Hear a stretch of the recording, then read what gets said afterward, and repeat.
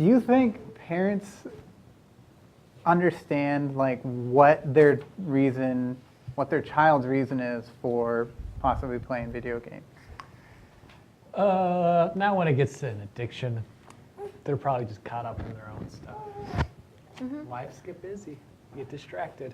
I think that also video games have changed a lot from when parents had games to nowadays. So like psycho-education groups would be great in educating families on the different games and like risk factors and warning signs. Yeah. That invisible woman is. And can I have you just no disrespect, but could I have you just say that the last part again, just so that we could Without the baby screaming. without the baby crying. This is professional feeling. I don't remember. Do it live. Do it on first type. You said. We totally This went is like, mama brain. It goes out once. yeah, blank. I'm thinking. Yep. I'm pretty sure our viewers at home got it, and I will fix it in editing. That's what the second microphone is for. You just reroute it. But no, I think it was on educating the family on the type of the type of games from back then to now, which The differences. there is a difference. Warning signs. It was hard to become addicted when you had to pay a quarter for like a couple minutes. Yeah, the 1980 games were actually. And it was a social setting. You had to go out. You had to be back by a certain time. Well, they like- closed. Now so you're you talking can't- about Yeah. arcades. Yeah. Well, that's where it started. It all Right. started in arcades. Yeah, you'd play Centipede, Space Invaders, Pac-Man, Donkey Kong, and You they were guys ever all. seen King of Kong? It's a good documentary. No. Watch it. It's on, I think, Netflix. I'm sure it is. But now we're looking at video game use in the home. Like this is where the biggest issues are coming up, is in the home with video games, because now you can have the console at your fingertips, or you can have the arcade at your fingertips 24/7. You never have to put it down. Yeah, your phone, just like we That- talked before. Yeah, in the and that previous was something episode. that I had learned, that they said that if you Americans are, hold on a second, I want to quote it. You were so official. I know, because I want to quote it because it was actually really good.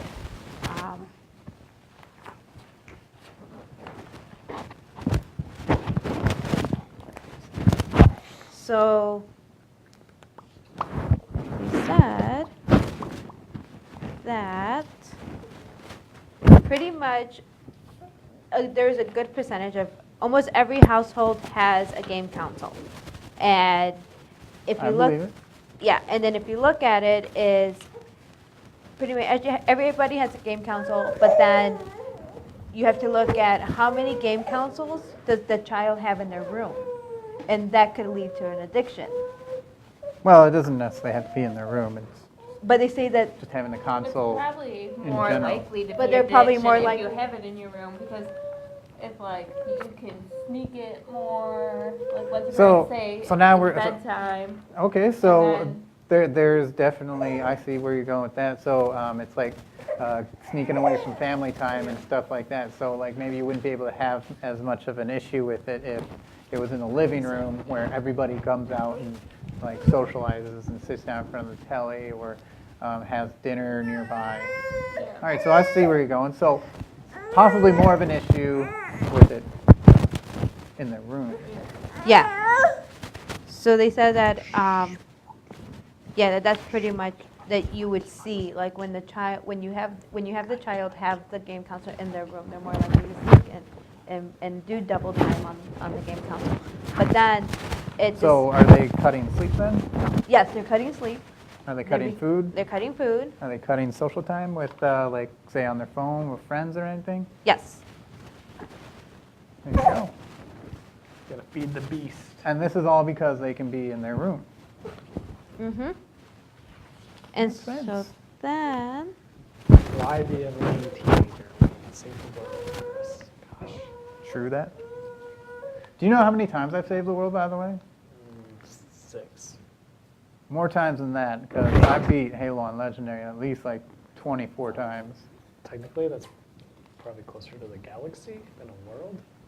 Hey, that Most of means them I'm actually moving blows up up in the a world. planet. So then, am I technically a guardian of the galaxy? I nudged that in there. You do. You could pull off a less jacked. What's the? Oh, Chris Pratt. Not Chris, Chris Pratt. Whoa, that'd be really hard. I need hair. You can't be Oh, bald that's and be true. Chris I was Pratt. thinking of what's his name? John Batista. John He's the Batista. red guy who doesn't get sarcasm. Oh yeah, I could play as Or him. is he I red or think. green? Maybe No, he's he's red. green. He's red. He's red. Well, it's kind of like he's gray, and then he's got like red designs all over. Yeah, his he's got body. like tats. Yeah. Quit screaming, buddy. We're gonna have to edit you out. Say goodbye. We'll see about that. So He's squealing sad. today. Yeah, you are not a happy Not camper. happy. So, He is not a fan. was of there video more game to the addiction. study that you wanted to comment about, Juanita? You're Well, disappearing. this one, it talked about youths between the ages of 8 to 18 that they play at least 3 to 4 times a week, which can lead up to 13.2 hours per week. And it's mostly boys that end up playing. Sexist. We'll get more studies out there in the future, hopefully, in which it'll show that there are just as many female and male gamers, which would be awesome. Yes. Problems widespread. It's not just the guys. I think The more you know. also you'll probably have more because girls tend to be more social. But now there's a lot more interactive pieces to games. True. So I do see more females coming out and more studies And having. with what you said, that that girls tend to be more social, do you think if this were to actually happen, do you think this would be more detrimental to a female gamer versus a male gamer? I think that there'd be more stigma. I think that And why do you think that is?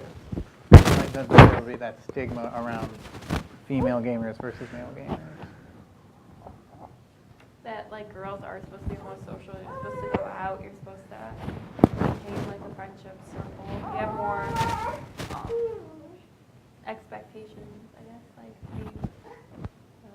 To be involved Yeah, to with be more society, with your involved. community, Yeah. with others. Yeah. Awesome. Because- Than with males. Because it is a stigma. If you look at it, women were like the backbone of relationships with society I get it. and with Okay. businesses. Because And they're no good at video games, right? So just kidding. 2017, Phil, be progressive. Get to it. That was disgusting. Vote me for Congress. So yeah, so What? you know what was really interesting though was Oh, I that missed that. I'll have to amplify that, Nadine. so they did a Give me study that baby throw. about that parents did try to create rules for video games, and about 46 have reported that they did have rules, and then 56% that they were allowed to play, but then they would likely to be able to hide it. And then it talked about owning, what's M-rated? Mature? M-rated, mature, yes. That's mature. So there was a large percentage of youth that owned M-rated games. And it was from the ages of 8 to 11 years old. And there was 22%. And that 41% were 12 to 14 years old. And then 56% was 15 to 18 years old.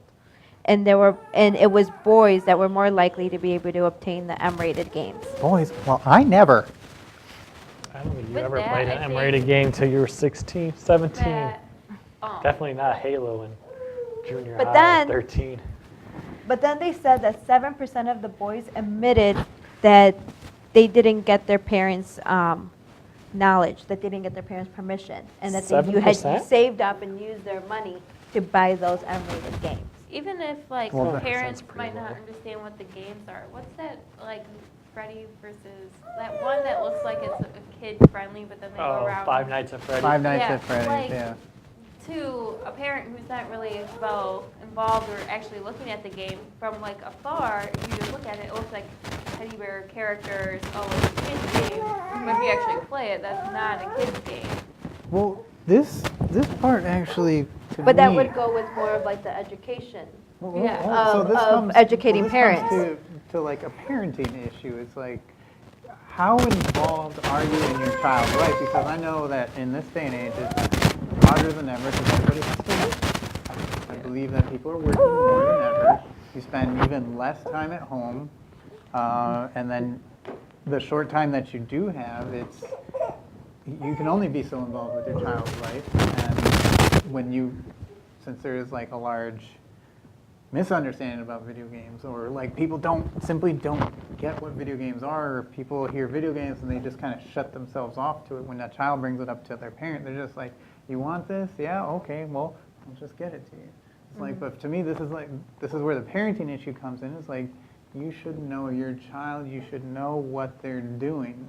Most people will just like look at it and be like, this is their babysitter, this keeps them quiet, this keeps them happy and out of my life. But then you wonder why, oh, you're not playing with your friends, you're not out there doing all these things.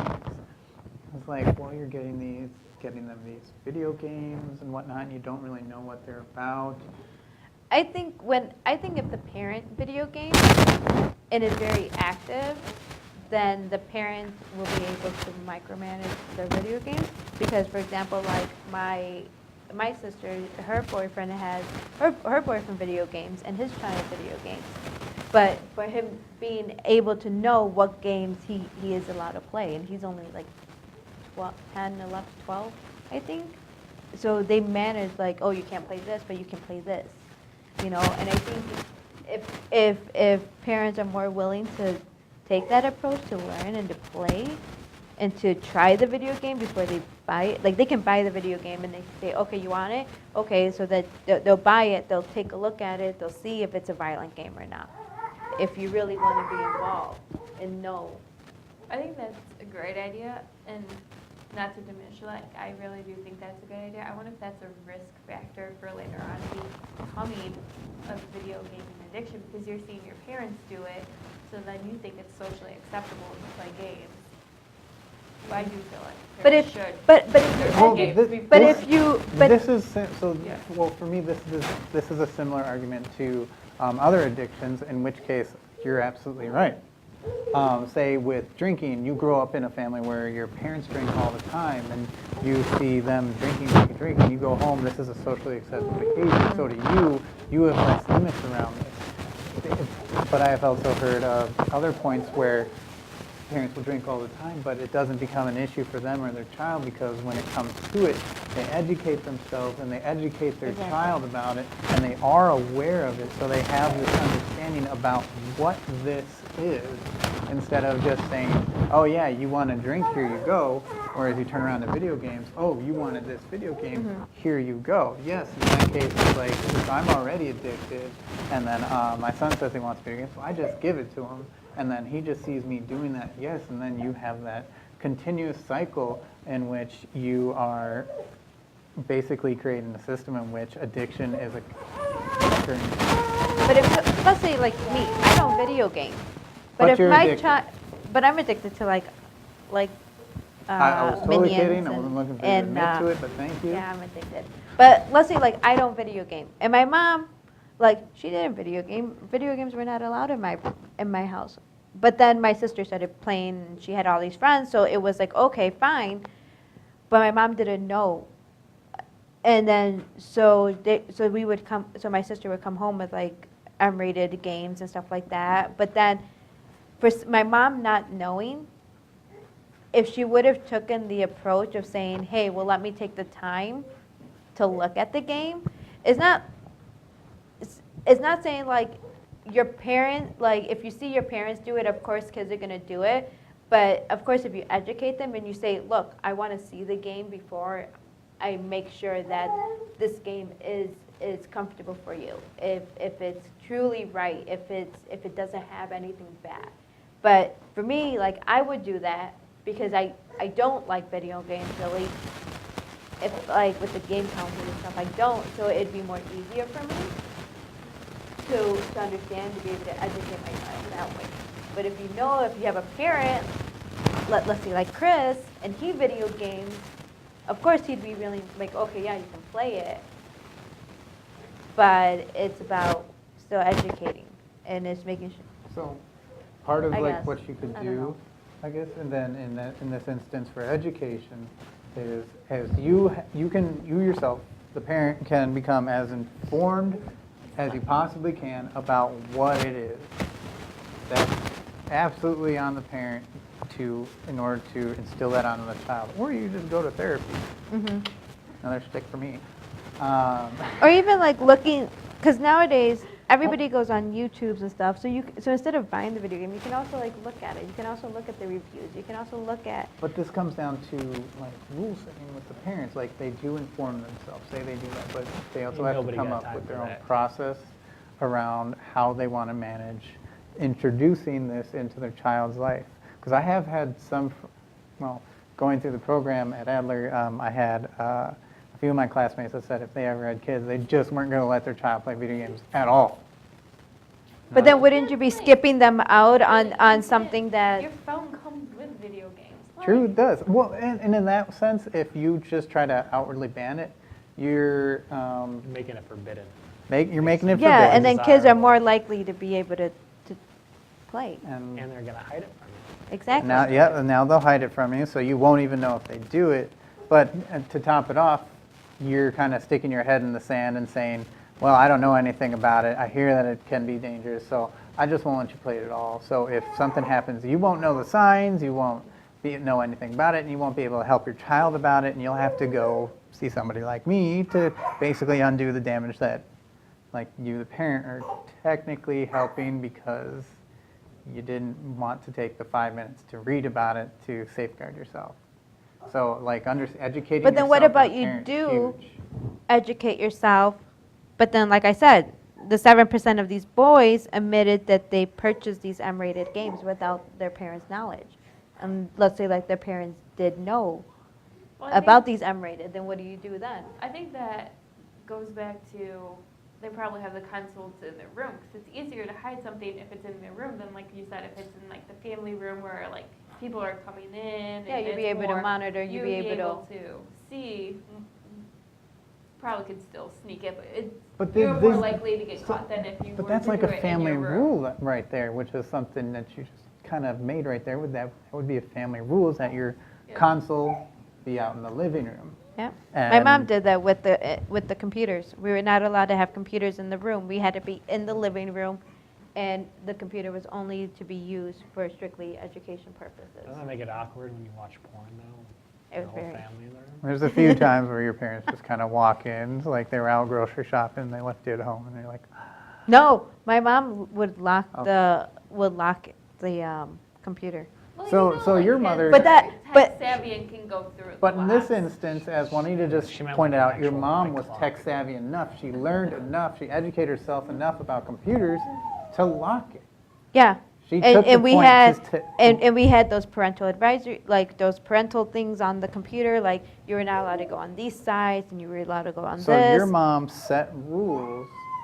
And we weren't allowed to like use like if we had to use the internet. I remember I would tell my mom like, oh, I have to do a project, and she would sit in the living room with me, and she'd be like, well, let me see, and she'll walk back and forth. And if I wasn't writing my paper and I was on the internet, I was on AIM at the time and stuff, she'd be like, no, get off, you're not doing your homework. My mom was really strict. And I'm guessing with that strictness, she was also consistent.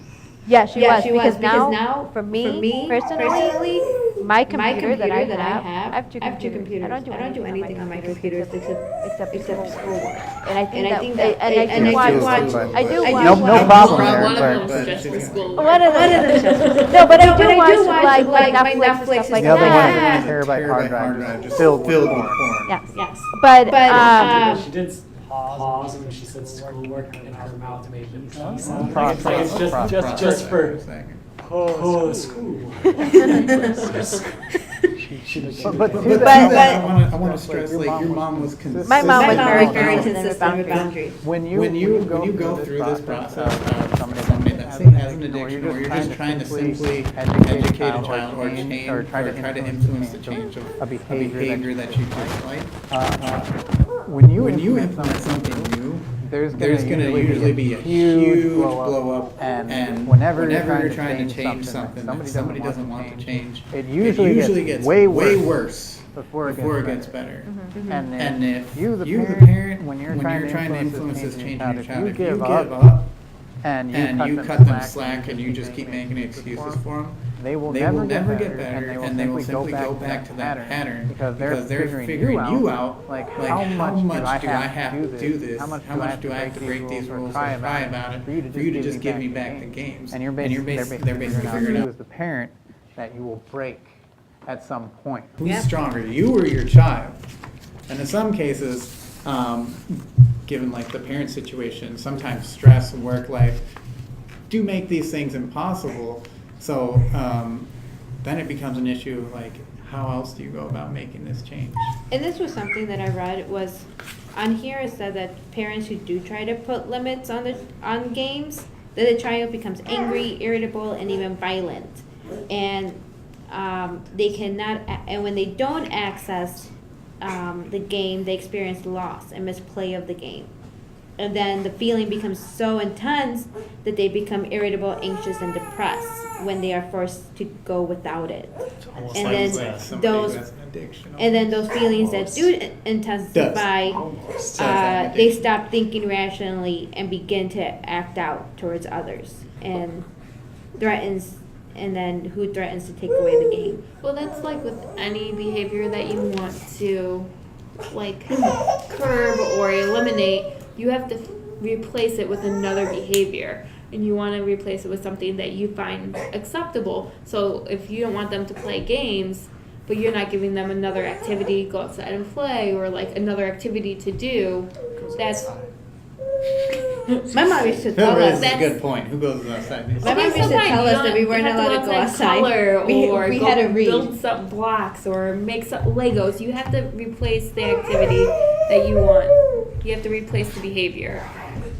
And I'm glad you said that, I think because you can't just building blocks is just less remove it and have acceptance. nothing. Because then if you remove that and there's nothing there, and they want to say somehow fulfill that, that's when they start cheating. Say they'll sneak it into their room, or they'll go to a friend's house at that point. They're still playing video games. Now they're just not doing it at home, and now you can't supervise it, and now you don't know how bad it really is. Yeah. Mm-hmm. Or if you don't give the child options for activities that you find appropriate, they'll find another activity that you don't find appropriate to replace the video gaming. Because they're using video games to fill a void in their life. And so you gotta fill the void with the one thing. that But let's fills say you voids, do. Jesus. But let's say there are parents that say, "Hey, don't. 12-step We program, don't want Phil. you to play this video, but instead Force you can Jesus play on the this children." educational video game." Because there are parents that Whoa. do that. Yeah. But then the child still gets addicted on those educational video games.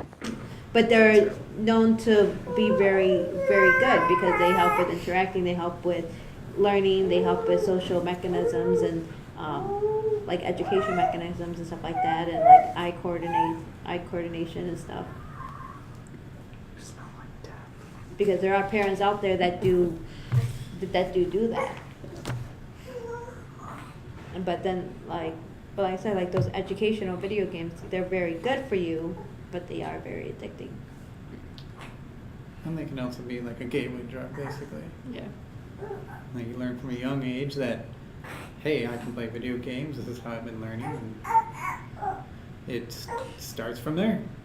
Get them while they're young. What? That's how they target you. Remember how we were talking last time about like big myth and everything? Yeah. That's legitimately how it works. I was thinking, Well, who should we makes talk about this leapfrog? Is it the same people who make like, no? No. No, that comes from, is it like Some of those Mattel or leapfrog, something? like they have like the Disney ones that like you could escape. Oh, that's Disney's plan to get your kid addicted to Disney merchandise from the moment they're born. That's why they have baby clothes and stuff. And our baby has 3 Mickey dolls. Give them addicted young. Finding Nemo. Finding Nemo. So what about those educational games then? Educational games? Yeah, those video Terrible. games. Because Damning. video games, Well, I know so for before me you and go Liz, into that, I know. before you go into that, I'll try and nip that in the bud real quick, because this, again, it's coming down to issues of parenting. This, if you actually want to use it, educational video games, go ahead. But keep this conversation in mind that what we've been talking about, is that you gotta set those ground rules. You've gotta have that conversation with your child. They may be too young to fully grasp it, but what you, the parent, can do is you can set up a block of time around which they can use this and have access to that. And you're just like, hey, this is how long you have it. And when you're done, you just take it away or something like that and explain it to them, provided they can understand it. However young you want to institute this. But that's like you're setting a preset. Like, this Yeah. is how long you can play. This is how long it's acceptable beyond these things. Sure, if it's an infant, will they cry?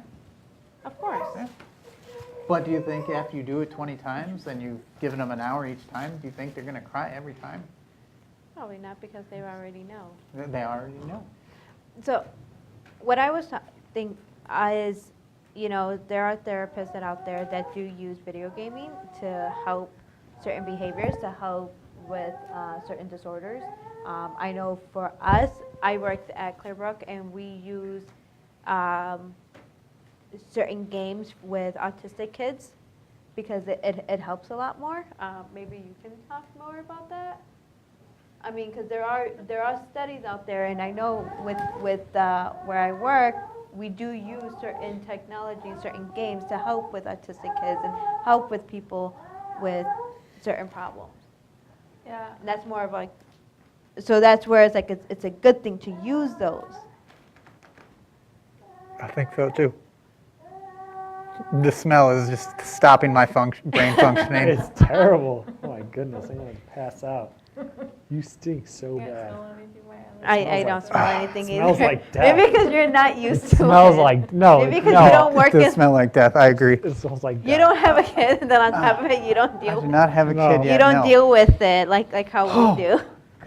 I deal with it. It still smells like death. So let me tell you. I can't smell anything. I don't Allergies smell are anything so bad. anymore. Like, I'm so. So can we touch base on video gaming and using it as a good thing for people that do have some type of developmental disabilities? Well, hell, we're running out Or- of time, but hell, video games are great for everything.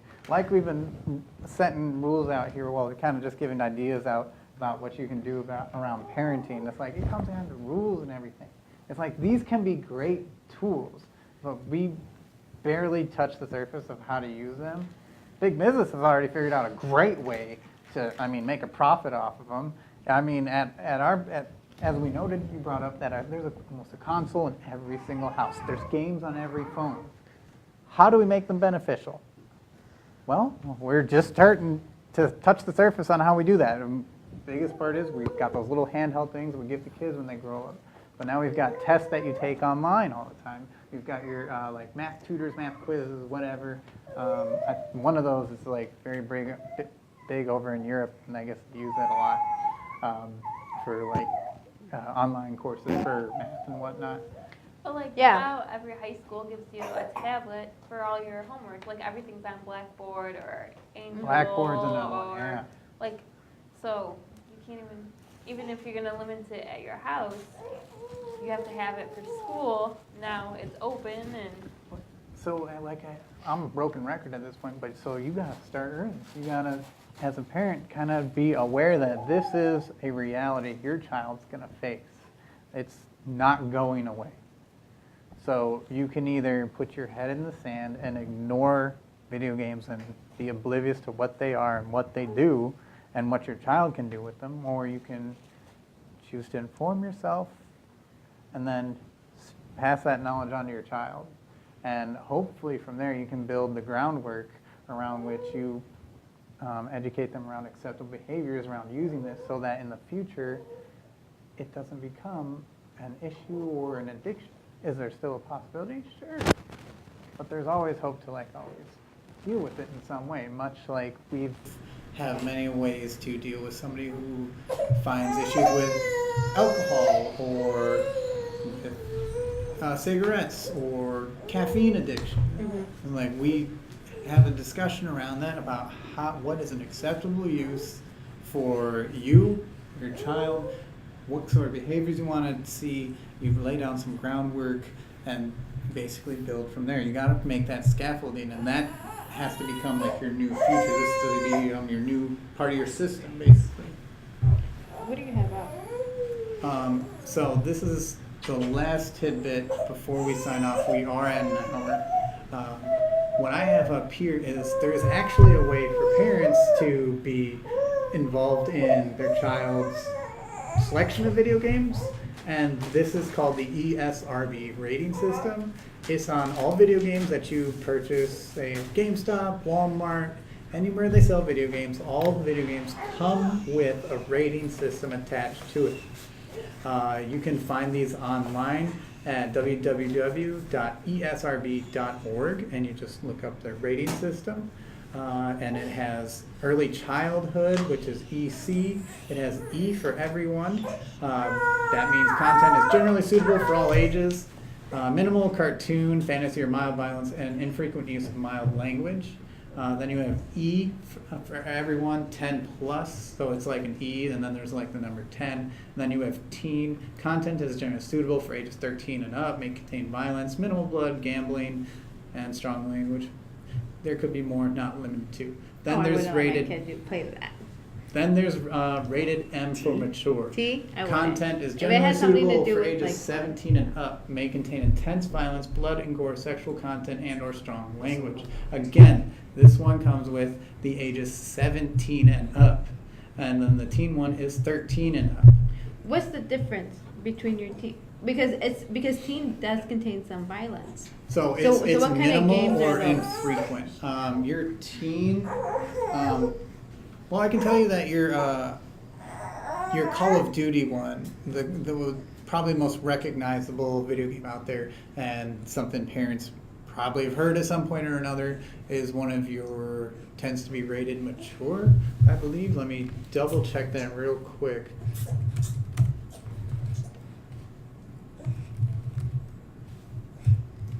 Let's see, Call of Duty rating ESRB.